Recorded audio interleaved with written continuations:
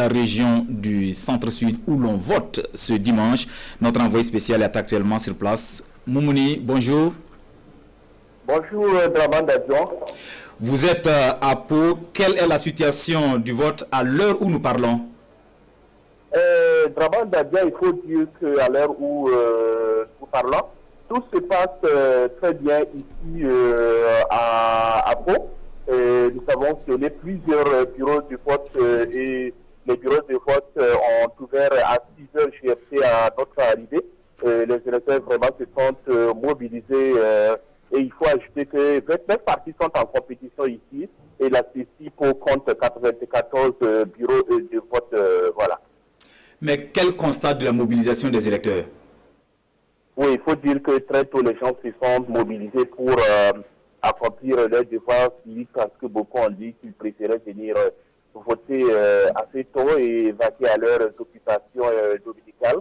Et les gens sont véritablement mobilisés et beaucoup véritablement ont voulu voter tôt, mais à l'heure de près, ils sont arrivés à trouver que beaucoup de personnes les avaient dénoncés, mais tout le monde est resté vraiment dans le rang. Voilà, pour attendre leur tour pour voter. Vraiment, c'est une affluence qu'on a constatée ici tôt le matin à l'école évangélique de Pau. En tout cas, l'affluence était vraiment celle des 3 jours. Voilà, jusqu'à 9h, 9h30, nous avons tiré d'autres bureaux de vote, notamment à l'école centre de Pau, où la mobilisation commençait un peu à se réduire parce que beaucoup sont venus voter tôt. Moumouni, vous avez fait le tour de plusieurs bureaux de vote. Est-ce qu'il y a des difficultés?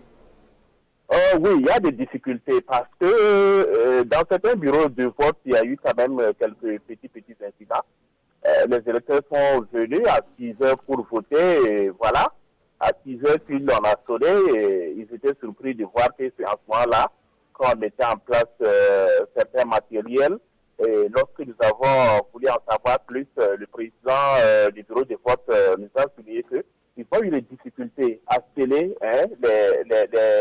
les urnes.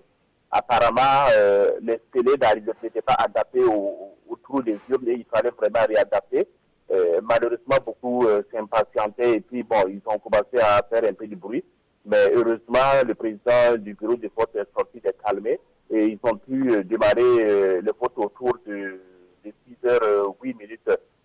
À part cela, il y a eu d'autres difficultés quand même, d'agents qu'il faut souligner.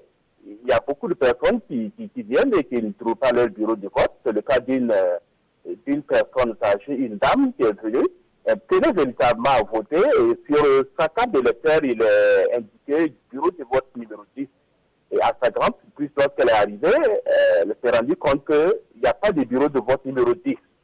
Alors, elle tournait un peu, elle ne savait pas comment faire, elle a contacté, je pense, le président de la CECI, voilà, que nous avons joint plus tard, qui a rassuré qu'effectivement, il n'y a pas eu de bureau de vote numéro 10, il y a eu 8 bureaux de vote et que la dame en question va voter au bureau de vote numéro 8, tout simplement parce que au dernier réglage, tous ceux qui devaient voter au bureau de vote numéro 10 et qui n'existaient pas, ont été justement renvoyés au bureau de vote numéro 8 qui vont voter.